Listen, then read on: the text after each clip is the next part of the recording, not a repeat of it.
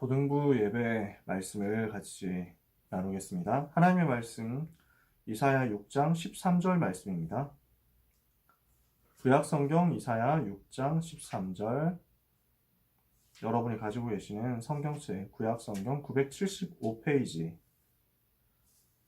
제가 가진 성경으로 975페이지에 있는 이사야 6장 13절의 말씀 찾으셨으면 함께 읽겠습니다. 그 중에 10분의 1이 아직 남아있을지라도 이것도 황폐하게 될 것이나 밤나무와 상수리나무가 배임을 당하여도 그 그루터기는 남아있는 것 같이 거룩한 씨가 이 땅의 그루터기니라 하시더라. 아멘. 오늘 우리가 3월 첫째 주 학원복음화 말씀 인도받게 됐는데요. 말씀의 제목이 렘넌트 운동입니다. 우리가 너무 잘 아는 말씀이죠.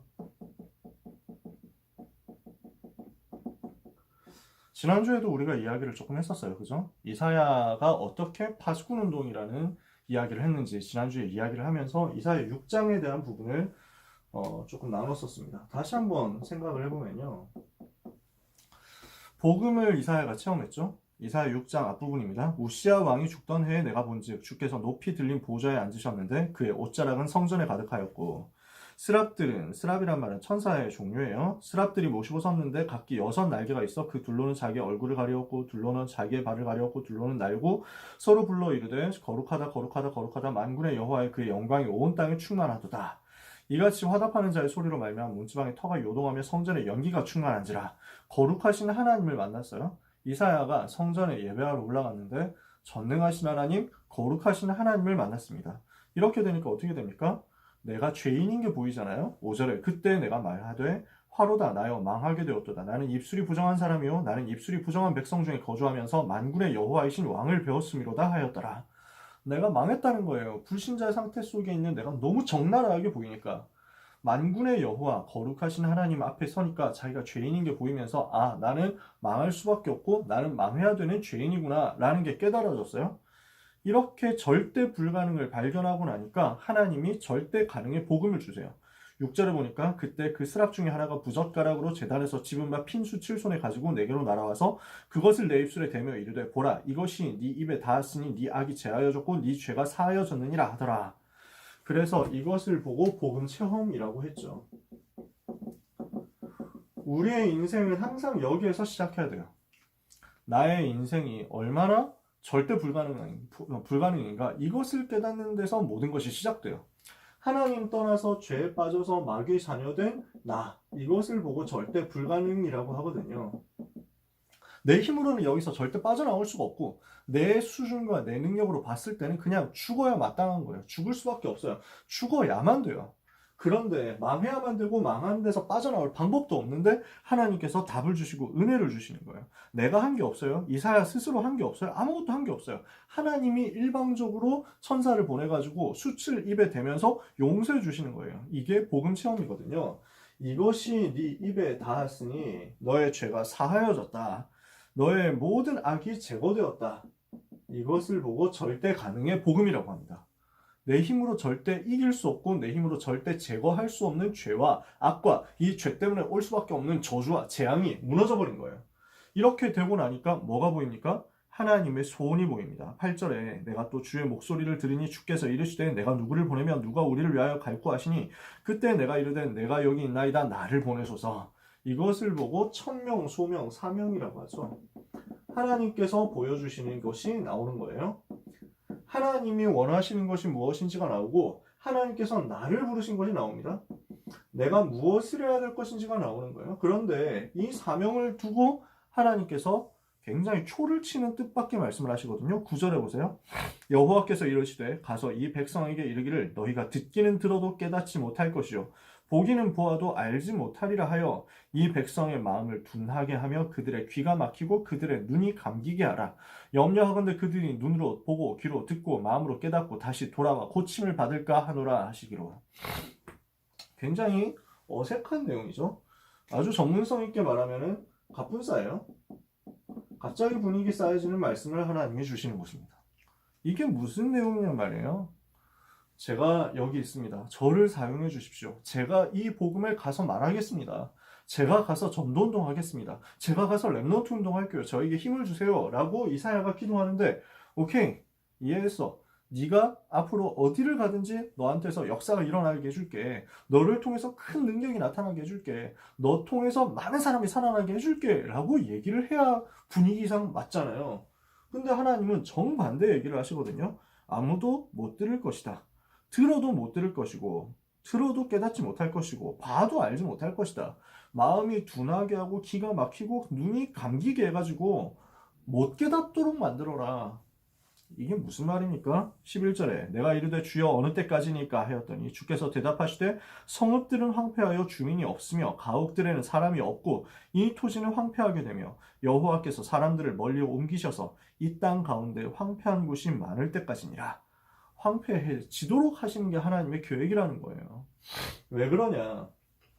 지금 대부분 사람들은 이 절대 불가능 속에서 너무 오래 살아왔어요. 그러니까 모든 사람들이 창세기 3장, 6장, 11장과 12가지 문제라는 예틀에 그냥 빠져 있는 거예요. 이 예틀의 흐름 속에서 된다, 안 된다 가지고 싸우고 있는 거예요. 그러니까 세계복음화, 렘넌트 운동 여기에 생각할 겨를도 없어. 그냥 자기한테 문제 오면 그거 해결하느라 바쁜 거예요. 이 정도 살아가는 사람들 가지고는 하나님의 절대 소원인, 하나님의 절대 계획인 전 세계 237 나라 복음받게 하는 이 일을 할 수가 없는 거예요. 하나님은 예틀에 빠진 이 사람들 가지고 안 되겠다라고 생각하신 거예요. 이 사람들은 황폐해져야 된다라고 하시는 거예요.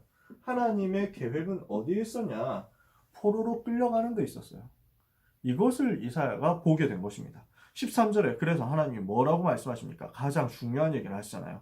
그 중에 10분의 1이 아직 남아있을지라도 이것도 황폐하게 될 것이나 밤나무, 상수리 나무가 배임을 당해도 그 그루터기는 남아있는 것 같이 거룩한 씨가 이 땅의 그루터기니라 하시더라. 왜 하나님은 이렇게 포로 시대를 예고하셨습니까? 왜 하나님은 멸망에 대해서 이야기를 하셨습니까? 하나님의 진짜 관심은 나라가 어떻게 되고 백성이 어떻게 되고 정권이 어떻게 되고 하는 데 있지 않았어요. 하나님의 진짜 관심은 어디 있었느냐? 나라가 부흥되고 부국강병 이루고 굉장히 잘 살게 되고 국민 소득이 늘어나고 주변 나라들을 정복하게 되고 이런 데 하나님 관심 전혀 없습니다. 하나님의 진짜 관심은 이 복음을 절대 불가능을 절대 가능으로 뒤집을 이 복음을 전할 누군가 제자가 나와야 된다는 거예요. 하나님의 진짜 관심은 이 절대 불가능 속에 있는 전 세계 237 나라와 강대국 살리는 복음 운동이 일어나야 된다는 거예요. 근데 이 일을 할 사람들, 예틀 가진 사람들로 안 되니까 나라가 된다 안 된다 상관없어. 하나님의 소원과 하나님의 관심, 경제가 발전한다 안 한다 상관없어요. 군사력이 강해진다 안 강해진다 상관없어요. 나라가 잘 된다 망한다 상관없어요. 하나님의 진짜 관심은 이 일을 할 남은 자 렘넌트 일어나는 데 있었어요. 이것을 오늘 여러분들이 꼭 기억하게 되시기를 바랍니다. 이것을 정말 여러분이 언약으로 잡으셔야 돼요. 하나님은 무슨 말입니까? 여러분 한 사람을 위해서 지금 시대를 준비하고 계시는 거예요. 하나님은 렘넌트 한 사람이 일어나는 것을 위해서 한 나라를 준비하시고, 하나님은 렘넌트 한 사람이 일어나는 것을 위해서 한 시대를 준비하시고, 하나님은 렘넌트 한 사람이 일어나는 것을 위해서 모든 제도를 동원하시는 거예요. 강대국이 일어났다 사라집니다. 유명한 정치인이 일어났다 사라집니다. 대단한 장군이 일어났다 사라집니다. 하나님의 관심은 거기 없어요. 하나님의 관심은 그 흐름 속에서 일어날 237 나라 살릴 렘넌트에 있어요. 이것을 위해서 하나님이 오늘 여러분을 불러서 오늘 이 시간에 말씀을 같이 듣게 하시는 거예요. 하나님의 음성 듣는 여러분 되시기를 예수 그리스도 이름으로 축복합니다. 그렇다면요, 우리가 세 가지를 본론에서 살펴봐야 되겠는데, 렘넌트라는 말이 도대체 무슨 말입니까? 여러분이 잘 알고 있는 내용인데요, 오늘 편안하게 간단하게 이야기를 할게요. 렘넌트는 어떤 사람입니까? 남은 자잖아요. 그루터기잖아요. 어떤 식으로 해서 그러면 남게 됐습니까? 나무가 있는데 그 나무가 잘렸어요. 나무가 잘려 나갔는데 밑둥치가 남았어요. 그게 그루터기죠. 그죠? 그런데 하나님은 거기에서 시작하시겠다는 거예요. 사람들이 봤을 때는 거대한 나무가 있다 잘려 나갔으니까 되게 보잘것없어 보이고 볼품 없어 보이거든요. 아, 저거는 끝났구나. 저거는 망했어. 라고 생각하는 거예요. 그런데 하나님은 그게 아니라 그 잘려 나간 데서 위에 있던 그 나무들은 사실은 너무 많이 썩어 있었기 때문에 안 된다는 거예요. 그래서 그 밑둥치만 남기고 자르고 그루터기에서 새로 시작하는데, 그냥 그루터기는 안 돼요. 그냥 그루터기로는 안 돼요. 정확한 뿌리가 있는 그루터기여야 돼요. 이게 무슨 말이냐? 그리스도로 제대로 뿌리 내린 사람, 이 사람을 하나님은 찾으신다는 것입니다. 하나님의 언약을 가지고 있는 그리스도의 제대로 뿌리를 가지고 있는 사람, 그리스도라는 뿌리를 가지고 있는 사람이 지금 다 잘려나간 것처럼 보이지만 그러나 그 그루터기에서 새로 시작하게 된다는 거예요. 그래서 하나님은 이 그리스도의 뿌리 가진 그루터기에서 모든 것을 시작하십니다. 복음 가진 남은 자에게서 모든 것이 언약의 여정이 시작되는 거예요. 그러면 이 그루터기에서 뭐가 나요? 새 싹이 나요. 이것을 한자로 새 순이라고 하거든요. 새로운 순이라는 말은 한자로 싹이란 말이에요. 그래서 새로운 싹이 그 그루터기에서 피어납니다. 이게 후대 남는 자입니다. 사단이 12가지 문제를 가지고 어른들을 완전 휩쓸어 버렸거든요. 이 세상을, 이 현장을 완전 휩쓸어 버렸어요. 기성세대가 거기 넘어갔고요. 엘리트들이 거기 넘어갔고요. 서밋들이 거기 넘어갔어요. 그래서 재앙시대에 올 수밖에 없게 된 거예요. 그런데 그 속에서 어른들의 그 멸망을 따라가지 않고 세상이 만들어 놓은 멸망의 예틀을 따라가지 않고 남은 자가 나왔어요. 그 그루터기. 그리스도의 비밀을 가진 남은 자가 나왔어요. 이 사람은 어떻게 되어도 멸망하지 않고 끝까지 남게 됩니다. 남는 자예요. 앞으로 많은 문제가 올 수 있습니다. 많은 위기가 올 수 있습니다. 그러나 이 사람은 남을 자예요. 남는 것입니다. 그리고 남게 될 것입니다. 하나님이 작정하시고 하나님이 계획하시고 하나님이 보호하시기 때문에 이 사람을 하나님께서 절대로 놓치지 않고 보호하시고 끝까지 붙잡으시면서 남게 하시는 거예요. 끝까지 살아남게 하시는 거예요. 그러니까 이 사실을 아는 바울이 내가 로마도 보아야 하리라 이렇게 했죠. 그러니까 하나님이 인증해 주시잖아요. 네가 로마에서도 나의 일을 증거하게 될 것이다. 풍랑을 만났어요. 그런데 그 풍랑에서 없어지면 안 돼요. 그 풍랑에서 바닷속으로 잠겨가지고 없어지면 안 돼요. 왜? 이 바울은 가이사 앞에 서야 되니까. 바울아, 두려워 마라. 네가 가이사 앞에 서야 된다. 서야 되기 때문에 너는 여기서 남게 될 것이다. 너는 여기서 살아남게 될 것이다. 이것이 하나님이 여러분에게 주시는 언약의 약속입니다. 이것이 하나님이 렘넌트에게 주시는 약속이에요. 그래서 조그마한 싹이 튼 것 같았는데 이 싹이 어느 날 커져가지고 나무가 돼요. 그리고 이 나무가 결국 나는 혼자 있는 줄 알았는데 앞으로 많은 제자들과 함께 숲을 이루게 됩니다. 전도 제자가 일어나는 거예요. 이 전도 운동을 통해서 남길 자가 되는 거예요. 나 혼자 남고 끝나는 것이 아니라, 나 혼자 살아남고 끝나는 것이 아니라 많은 제자, 많은 후대, 많은 전도 운동의 열매들을 작품으로 남기고 우리는 하나님 앞에 가게 될 거예요. 이것이 렘넌트고 이것이 렘넌트가 걸어갈 여정입니다. 오늘 여러분이 어떤 상황 속에 처했든지 상관없어요. 하나님은 알고 계세요. 여러분이 어떤 상황 속에 있냐? 여러분이 어떤 문제 속에 있냐? 여러분이 어떤 위기 속에 있냐? 여러분의 뿌리는 그것과 상관없이 그리스도예요. 그리고 하나님은 여러분을 남은 자 그루터기로, 렘넌트로 불렀어요. 어떤 문제 와도 여러분은 망하지 않습니다. 복음 가진 자는 절대로 망할 수가 없어요. 요한복음 5장 24절에 누구든지 내 말을 듣고 나 보내신 이를 믿는 자는 영생을 얻었고 심판에 이르지 아니하나니 사망에서 생명으로 옮겼느니라. 남게 되어 있습니다. 어떤 문제와도 멸망하지 않고 남게 되어 있어요. 요한복음 3장 16절에 하나님이 세상을 이처럼 사랑하사 독생자를 주셨으니 이는 그를 믿는 자마다 멸망하지 않고 영생을 얻게 하려 하심이니라. 아무도 생명 가진 하나님의 자녀를 멸망시킬 수 없어요. 끝까지 남는 자요, 남을 자요. 그래서 요한일서 5장 18절을 보니까 하나님이 렘넌트, 하나님의 자녀를 보고 뭐라고 합니까? 하나님께로 난 자가 그를 지키심에 악한 자가 그를 만지지도 못하느니라. 요한일서 5장 4절에서 5절을 보니까 예수께서 하나님의 아들이심을 믿는 너희가 아니면, 예수가 그리스도라는 사실을 믿는 너희가 아니면 세상을 이기는 자가 누구냐? 세상을 이기는 승리는 이것이니 곧 우리의 믿음이니라. 믿음 가지고 현장에서 살아남고 끝까지 남고, 그리고 나 혼자 살아남고 나 혼자 승리하고 끝나는 것이 아니라 많은 제자들을 남겨서 시대의 흐름을 바꾸는 역사 일으키는 것입니다. 남길 자라는 사실을 여러분이 절대 잊지 말기를 예수 그리스도 이름으로 축복합니다. 그렇다면요, 이 렘넌트를 일으켜야 되기 때문에 하나님이 우리에게 주신 단어가 RUTC 운동이에요. 여러분이 이 내용을 알고 계세요. 그죠? 자, 무슨 말입니까? 렘넌트 일으켜야 된다는 거예요. 하나님의 최고 관심이 여기 있잖아요. 이 렘넌트 후대를 일으키기 위해서 하나님께서는 지금도 지구 역사를 움직이고 있습니다. 그러니까 여러분은 지구 역사의 주인공이에요. 저는 이 사실을 체험했거든요. 나 한 사람을 위해서 저는 체험했던 게 수학능력 시험 시스템이 바뀌더라니까. 나 한 사람의 약점을 채워주기 위해서 출제 방향이 바뀌어버렸어. 여러분 중에 학업이 문제 있다, 어려움 있다? 걱정하지 마세요. 하나님께서 바꿔버리면 돼요. 하나님께서 렘넌트 한 사람이 대학 가야 될 이유 있다? 알고 계십니다. 그러니까 여러분 절대 낙심하지 마세요. 여러분을 위해서 제도 바뀌어버리면 끝이거든요. 제도가 안 바뀌면 어떡합니까? 여러분이 가야 될 곳이 그곳이 아니라는 거지. 그러니까 절대 낙심하지 마세요. 어떤 일이 있어도 낙심하지 마세요. 왜? 지구 역사는 그리스도 비밀 가진 렘넌트를 위해서 지금도 움직이고 있거든요. 그런데 이 렘넌트가 한 명 한 명으로 끝나면 안 돼요. 반드시 공동체 되어야 돼요. 그래서 유니티입니다. 렘넌트들이 전 세계에 숨겨져 있는 이 렘넌트들이 모여져서 공동체를 이루어야 돼요. 그래서 무엇을 해야 되느냐? 전도 운동할 수 있도록 훈련해야 돼요. 트레이닝이 필요합니다. 진짜 렘넌트가 모여가지고 뭐 할 겁니까? 우리끼리 모여가지고 놀 거예요? 우리끼리 모여가지고 롤 챔스 할 거예요? 우리끼리 모여가지고 그냥 뭐 무슨 오디션 프로그램 하고 뭐 이럴 거예요? 그건 아니잖아.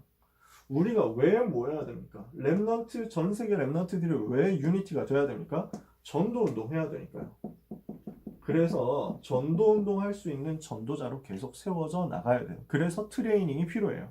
이 트레이닝 할 수 있는 현장이 필요해요. 그래서 센터예요.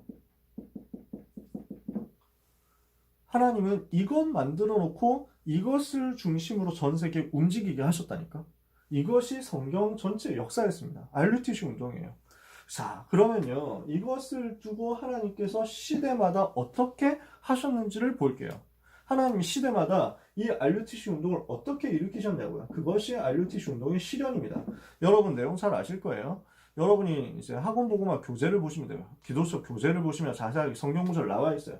제1 RUTC 운동 뭐였습니까? 모이는 운동이었어요. 모으는 운동이었어요.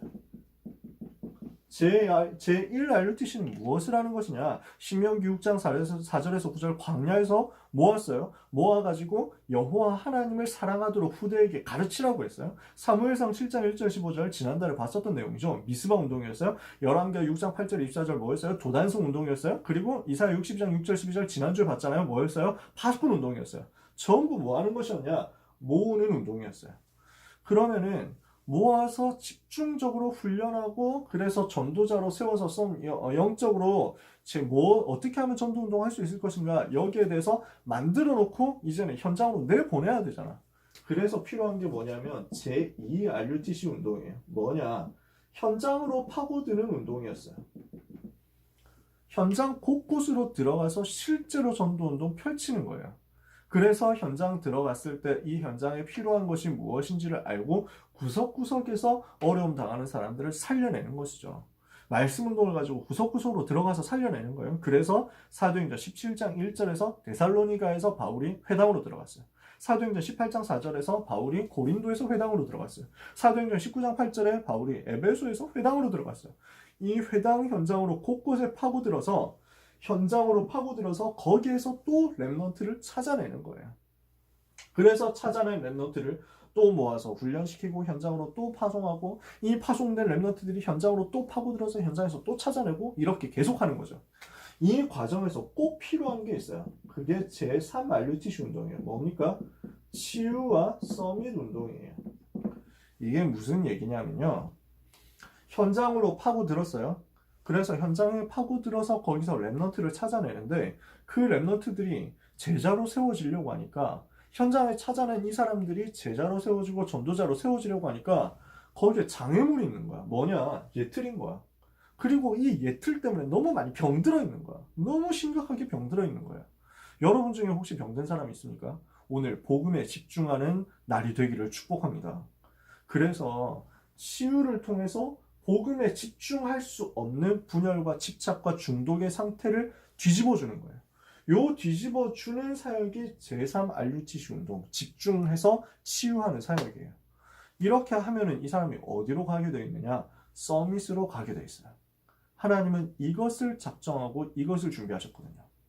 서밋이 일어나서 그래서 가이사 앞에 서도록, 왕 앞에 서도록, 강대국 현장에 당당히 서도록, 이렇게 하니까 어떻게 됩니까?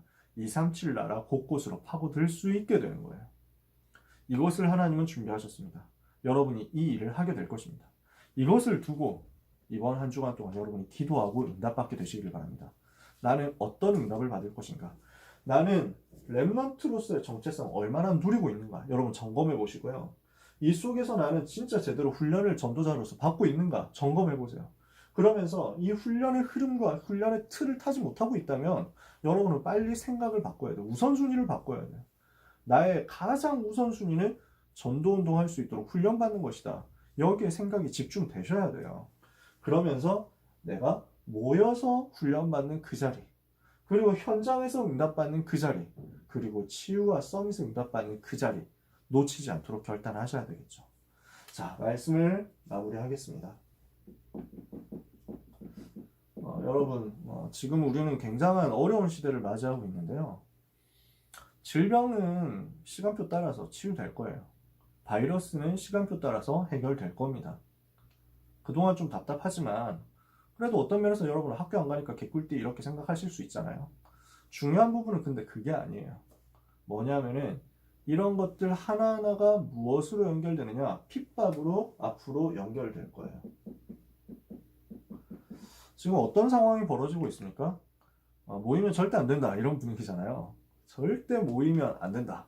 실제 우리 다락방 교회에서 일어났던 일이 신천지 때문에 이 일이 사실은 이제 확산이 됐는데, 근데 그러다 보니까 모든 모임을 하지 마라 이렇게 경고가 자꾸 내려오고 있고, 그래서 다락방 교회 한 군데에서 지난주 주일 예배를 모여서 드렸더니 주민들이 신고했대요.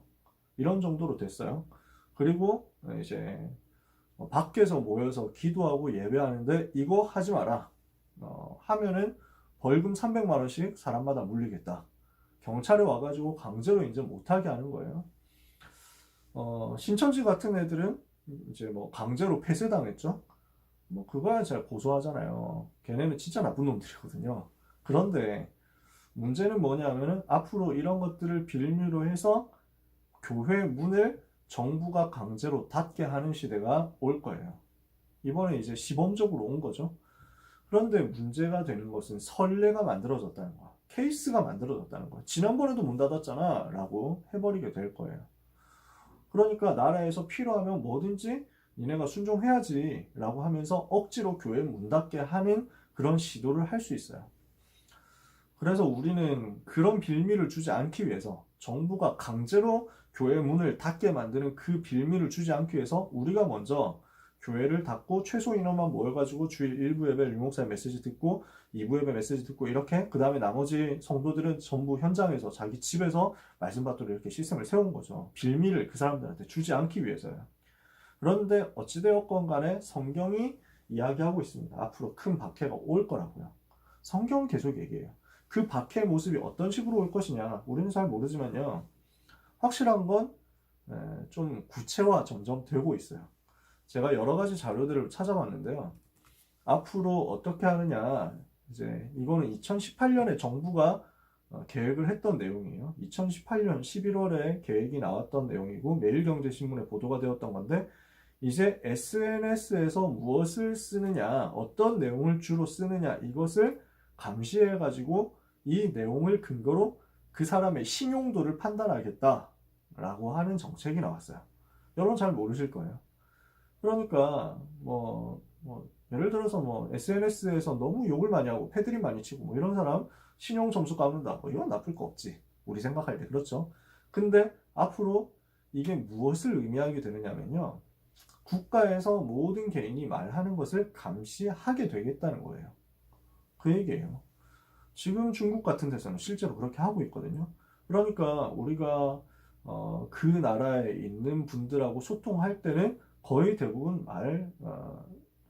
이제 암호처럼 바꿔가지고 해요. 그럴 수밖에 없어요. 왜냐하면 전부 감시하고 있어요. 어마어마하게 감시하고 있으니까요. 근데 이게 앞으로 한국에 펼쳐질 미래라는 거예요. 내용을 점점 이렇게 감시를 하겠다는 거죠. 하나만 더 이야기를 하면요. 이것은 이제 인권연대 라는 단체가 있는데 그 단체에 무슨 사무국장이라는 사람이 신문에 칼럼을 썼어요. 뭐라고 썼냐? 기독교인을 처벌해야 된다라고 칼럼을 썼어요. 이것도 조금 오래된 거예요. 2018년 거예요. 그러니까 지금처럼 이렇게 문제가 생기기 전이에요. 뭐라고 하느냐면 문제는 비록 일부라지만 이 극단적 광신도들은 대화나 설득이나 타협이 불가능하다.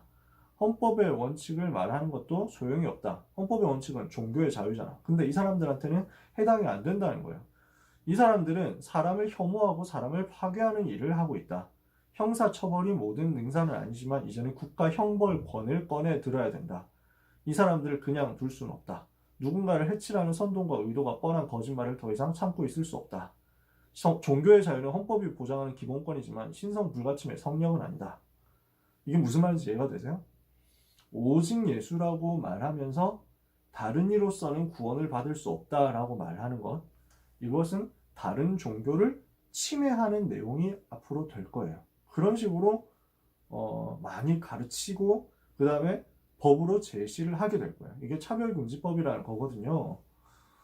그럼 성경에서는 동성애가 영적 문제라고 얘기를 해요. 로마서 1장을 비롯한 수많은 성경에서 동성애 같은 부분은 영적인 문제고 하나님 떠난 사람의 결과다라고 얘기를 해요. 그런데 앞으로 그런 얘기를 하면 성소수자에 대한 인권을 해치는 일이었다. 성소수자를 핍박하는 일이었다. 나쁜 놈들이다. 혐오하는 사람들이다. 이렇게 정부가 이제 덮어 씌우게 된다는 거예요. 그러니까 성경을 성경대로 말하지 못하게 할 것이다 라는 것이죠. 자, 너무 길게 얘기하면 좀 그렇죠. 오늘도 벌써 길어졌으니까요. 그래서 무엇을 생각해야 되느냐? 앞으로 여러 가지 형태로 핍박이 올 거예요. 문화적으로 핍박이 올 거예요. 댓글로 핍박이 올 거예요.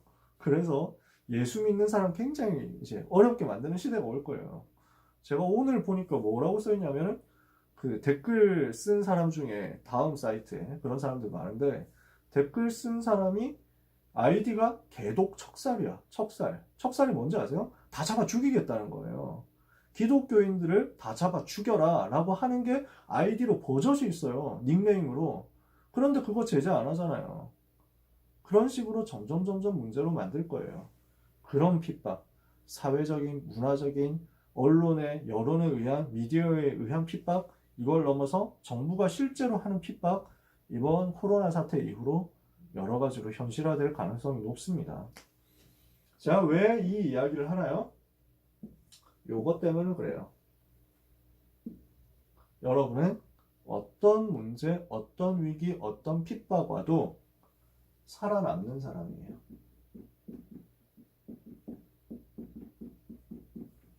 서바이벌. 여러분은 살아남아야 돼요. 무슨 말인지 이해가 되십니까? 굉장히 지금 어렵잖아요. 모이지도 못하고 여러분 살아남으셔야 돼요. 그 현장에서 살아남으셔야 돼요. 아무도 도와주지 않는 것 같습니까? 여호와께서 요셉과 함께 하심으로. 그죠? 아무도 도와주지 않았어요. 요셉은 혼자 노예로 팔려갔어요. 강단 메시지 영상으로 들을 수도 없어. 근데 요셉은 혼자서 살아남았어. 왜? 여호와께서 나와 함께 하심으로. 이 답이 있었어. 이 답이 있는 사람은 이 어마어마한 앞으로 다가올 핍박 시대에도 살아남을 수 있어요. 오직 복음 가지고 있는 사람은 살아남아요. 이것이 여러분의 가장 큰 미션이에요. 반드시 살아남으세요. 이 험악한 시대, 이 험난한 시대, 모이지 못하는 시대, 여러분의 영적 상태, 살아남는 자 되셔야 돼요. 예배 안 드리고, 예배 모여서 안 드리고, 다락방 못하고, 그 다음에 막 반별 포럼 못하고 이렇게 한다고 여러분이 다 무너져가지고 있으면 살아남는 자가 아니에요. 여러분은 진짜로 혼자서 영적인 힘 가지고 살아남는 자. 그러면요, 어떻게 되느냐? 여러분은 살아남는 데서 끝나지 않습니다. 반드시 살리는 자가 되고 정복하는 자가 됩니다. 하나님은 이것을 여러분에게 약속하셨어요. 살아남는 자, 응답을 받으면 렘넌트는 반드시 앞으로 현장의 주변에 있는 사람들을 살리는 자가 될 것이고 현장을 정복하는 자가 될 거예요. 이것을 두고 여러분이 오늘 여러분의 현장에서 영적 상태를 계속 확인하세요. 혼자서 이 부분을 계속 점검하셔야 돼요. 영적 서밋으로 가는 것을 절대 놓치지 마세요. 나는 지금 혼자 집에 있는 것 같지만 그렇지 않고 237 나라 살릴 영적 서밋으로 가는 준비를 하는 것이다. 이것을 여러분 꼭 기억하세요. 그래서 여러분께 두 가지 미션 드릴게요. 첫 번째, 반별로 영적 상태 계속 점검하세요. 여러분 담임 선생님 있잖아요. 선생님하고 계속 점검하세요. 포럼을 하세요. 온라인으로 포럼 할 수 있거든요. 당장 여러 가지 어플 쓸 수 있지만 페이스톡만 해도 할 수 있어요. 그래서 어떤 형태로든지 여러분이 영적으로 소통하는 거 잊어버리지 마세요. 나는 누구랑 해야 될지 모르겠다는 사람 저한테 연락하세요. 주부에 제 전화번호 다 적혀 있어요. 저하고 얼마든지 소통할 수 있어요. 아시겠죠? 그래서 영적으로 계속 소통하고 영적 상태를 확인하고 포럼하고 점검하다가 오늘 메시지 끝나고도 여러분이 반별로 꼭 점검하셔야 돼요. 아시겠죠? 선생님들하고 점검하세요. 저는 선생님들을 확인할 거예요. 여러분은 선생님하고 꼭 확인하세요. 이렇게 해서 우리가 다시 모이게 됐을 때는 완전 성령 충만한 사람으로 모이게 됐으면 좋겠어요. 여러분이 드래곤볼을 아시면 참 좋은데 드래곤볼 보면 초사이어인 나오거든요. 완전 막 이렇게 번쩍번쩍 해가지고 뭐 내가 뭐 달라진 거 뭐 달라졌어? 뭐 이러면서 하는데 보면 주변의 사람들이 봤을 땐 너무 충격되거든. 아니 어떻게 저렇게 강해졌지 이러면서 막 하는 거야. 여러분 우리가 모였을 때 그렇게 됐으면 좋겠어요. 두 번째, 그러면서 절대 훈련 흐름 놓치지 마세요. 첫 번째, 우리가 포럼하는 것, 영적 소통하는 것. 두 번째, 훈련 흐름 놓치지 마세요. 청소년 전도신학원 개강 3월 29일에 할 거예요. 물론 조금 더 늦춰질 수 있어요. 그러나 중요한 건 여러분이 언제 하든지 광고를 들으면서 흐름을 꼭 타셔야 된다는 거예요. 그래서 영적 소통하는 것, 포럼 하시는 것, 그 다음에 훈련의 스케줄을 놓치지 않는 것, 이 두 가지를 꼭 이번 주간에 생각하시면서 기도하시고 응답받게 되셨으면 좋겠어요. 왜 그래요? 그게 RUTC 운동이니까요. 이 과정을 통해서 여러분이 어떻게 돼요? 그리스도 비밀 가지고 남은 자, 남는 자, 남을 자, 남길 자 되는 거예요. 하나님은 렘넌트 여러분을 가장 사랑하시고 가장 축복하십니다. 그래서 오늘 정말로 언약 붙잡고 승리하게 되기를 바랍니다. 다음 주에도 만약에 못 모이게 되면 그때는 실시간 예배를 한번 도전을 해보려고요. 여러분들이 주중에 광고를 잘 들어주세요. 그러면서 기도하면서 현장에서 같이 승리하게 되었으면 좋겠습니다. 여러분을 주님의 이름으로 정말로 축복하고 사랑합니다. 기도하겠습니다. 하나님 은혜를 감사합니다. 남은 자, 남는 자, 남을 자, 남길 자로 우리를 불러주신 것을 감사합니다. 모든 렘넌트 위에 이 복음 누리는 가운데 되어질 수밖에 없는 하나님의 나라 임하게 하여 주시옵소서. 우리가 지금 현장에 흩어진 자로 있습니다. 그 현장에서 살아남는 자 되게 하시며 영적 서밋으로 가서 살리는 자 되게 하시며 기능 서밋, 문화 서밋으로 가서 어려운 시대, 이 재앙과 위기의 시대 얼마든지 그리스도 이름 비밀을 가지고 오직 복음의 비밀을 가지고 하나님이 나와 함께 하시고 우리와 함께 하시는 비밀을 가지고 완전히 승리하게 하여 주옵소서. 우리 렘넌트들의 인생 여정을 하나님께서 이번 주간에도 인도해 주시되 사단이 발 아래 무릎 꿇는 은혜의 날이 되게 하여 주시옵소서. 예수 그리스도의 이름으로 축복하며 기도합니다. 아멘.